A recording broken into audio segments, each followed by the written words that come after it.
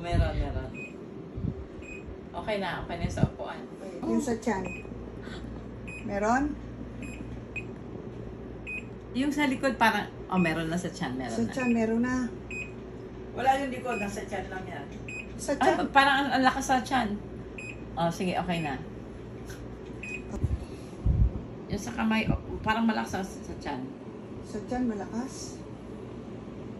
Okay na. Okay na yan.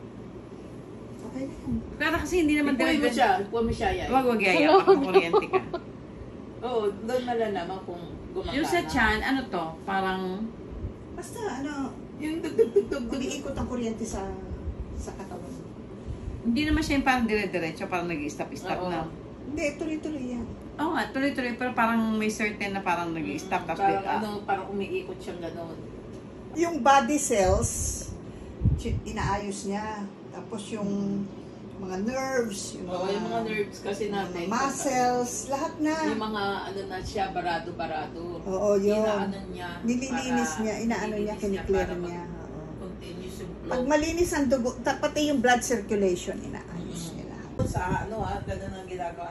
Nire-regulate din namin. Okay. Ay, mataas pa. Baba. Ang lakas ng sa tiyan Lalo eh. na yung mga Sa starter. tiyan, malakas eh. Lalo na yung mga starter na katulad nyo, yun. Pero yung mga sanay na, no? Oo, yung mga nandoon sa Ay, naku, araw-araw, tanong mo, may mag-asawa nga doon, meron silang ganyan eh. Pag nag-grocery sila sa Sheriff Foodarama, pupunta silang mag-asawa doon. Ang tagal nila doon, tapos sa gabi, ulitin nila.